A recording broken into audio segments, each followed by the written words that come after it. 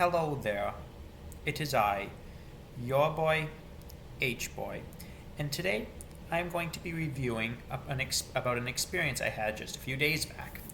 So, a few days back I went to this place called the Museum of Illusions. For those who don't know, the Museum of Illusion is basically a bunch of random illusions, such as, if you can see in this corner, there's this mirror thing, a spiral, whatever that is, I think a kaleidoscope, a vortex room. I don't know what that is. I'm assuming that's an upside down room, and I have no idea what that is. Oh yeah, and a tiny chair, tilting room, a bunch of puzzles, another vortex room, a bunch of flying cards, and so on, and so on, and so on. Oh, and also an Ames room. Anyway, those are some random pictures from the website. However, you don't want to see that. You want to see my pictures because I was the one that experienced it. Yes, these people also experienced it, but it's my video, not theirs. If they want to make a video of it, that's their choice. But that's not it's my video. I'm going to be talking about my experience on my turf, if you get what I'm saying. So, for those who don't know, I went to the museum. As you know, there's lots of them. There's one in Toronto. There's one in Atlanta, Athens. Why is there one in Athens? I have no idea.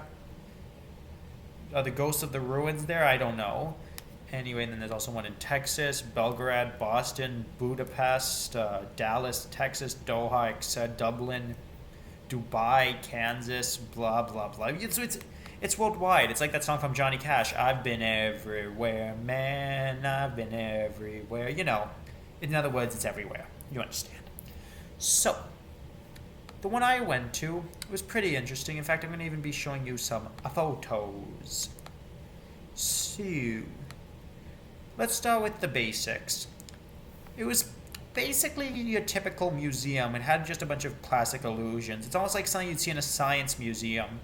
In fact, it was I once went to the science museum that had an optical illusion section. Basically, if you took that section and made it into a whole building, that's what it was. Okay, let's start. Let me start by showing you a couple of photos. Let's start with this. Ta-da! Look at that. That is a picture of me standing in front of a window, of a mirror. As you can see, it looks like I'm on both sides, but in reality, I'm only standing on one side. The thing about this is that you'll probably notice I'm not wearing my iconic 8-bit shades. The reason why is I never wear them in public. I only wear them when doing at-home videos, and I also occasionally wear them. Like, I once wore them for a Halloween costume when I first got them, and also when I first got them because they were a prize at Chuck E. Cheese. I wore them then. However, that's not important. Either way, as you can see in this photo, it looks like I'm wide. It looks like I'm built like a fridge.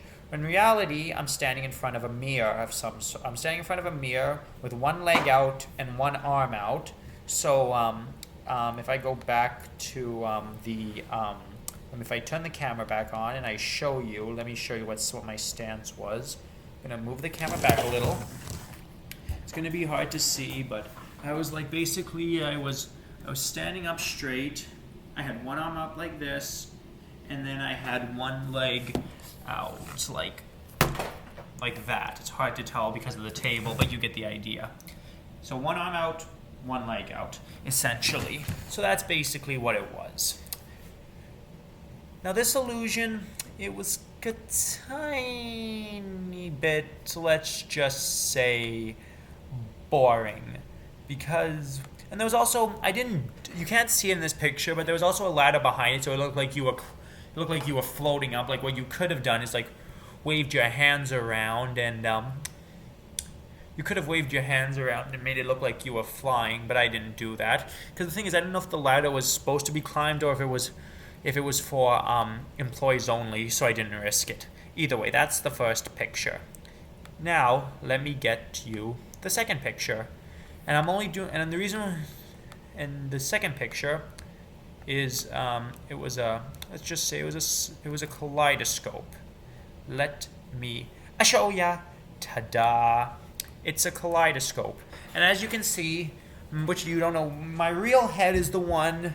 See the 3 heads on the top? My real head is the one in the middle.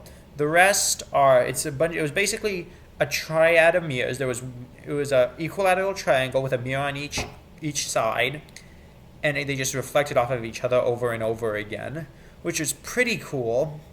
However, as you can see in this photo, it looks like basically it looks almost like a filter on a phone, like a camera effect, but it's 100% real, I tell you. So that was pretty awesome. But then again, it's no different, since the fact that it's essentially no different than the camera filter. I didn't find it overly exciting. In fact, that out of all their illusions, that one was the most boring in my opinion. It was slightly fun, but it wasn't like the best. Because most of their illusions you could easily do at home, like the mirror illusion. You just take a mirror and hold up. Like, let's pretend that my tablet was a mirror. You could just hold it like this. You see, like that. And then you basically recreated the illusion at home. And that illusion, you just take 3 mirrors. But again, that illusion would be hard to create at home, or you could essentially just... That one you can't really create at home unless you had three gigantic mirrors. But you could use the phone effect. But then again, it wouldn't be an illusion. So I'm somewhat in the middle when it comes to that one, if you know what I'm saying. Anyway, now let's move to the third photo. After I show the photos, I'm going to give you my 2 cents about the exhibit just in general. Because, well, that's what my video is going to be. That's essentially what my video is going to be about.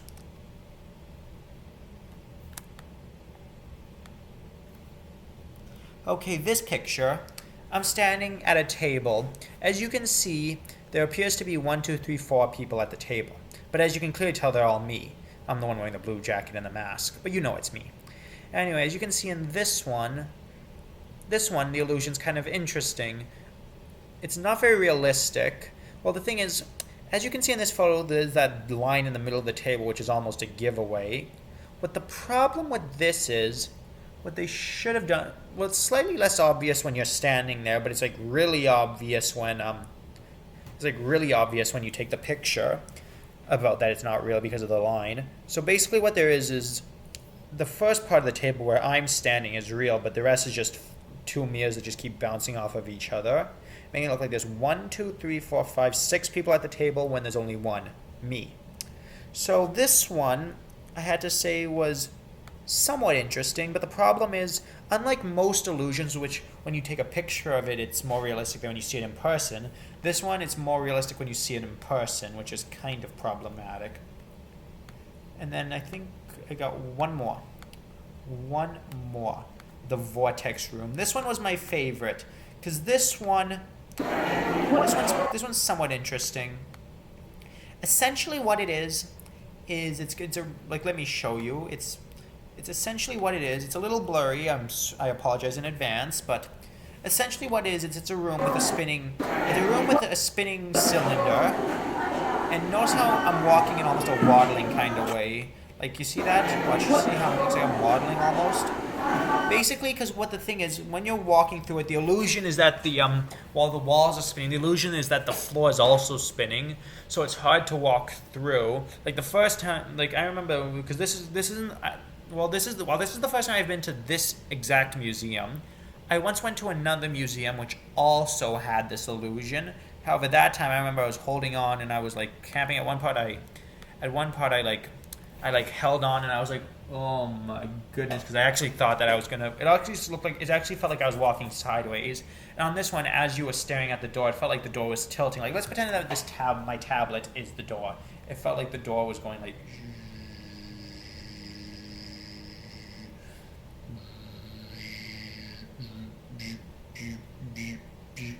And that was basically all the photos. Of course, we took a few. There were a few ones that we didn't take photos of that were pretty interesting. For example, there was an Ames room where you look tall, and the other person looks short. But you can always look up an Ames room. And there was also one that was basically a mirror where, because most mirrors, your versus it reflects directly. So, for example, if you hold up this hand, it'll look like that hand.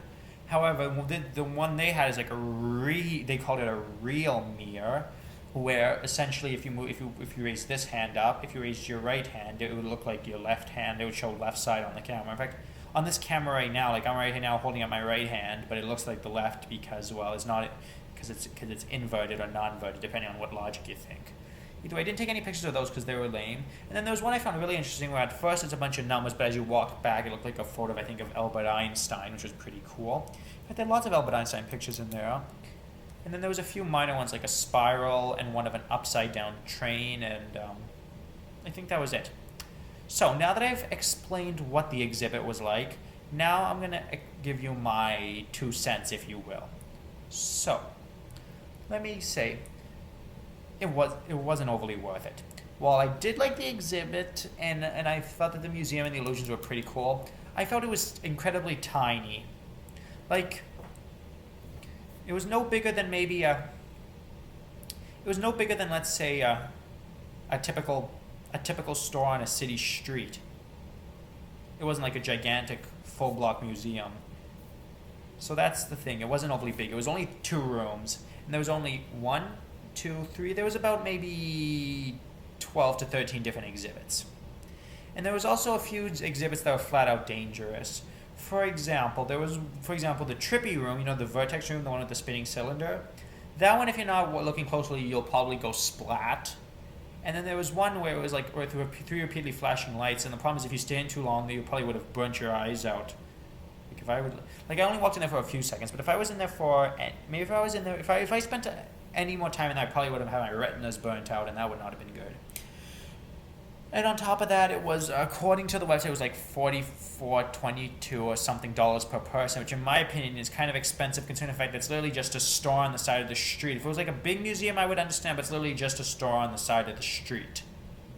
What it should have done is it would be more pricey if it was like $18 or something, but it was like way too expensive. But then again, it was like a special interactive museum, so I don't blame them.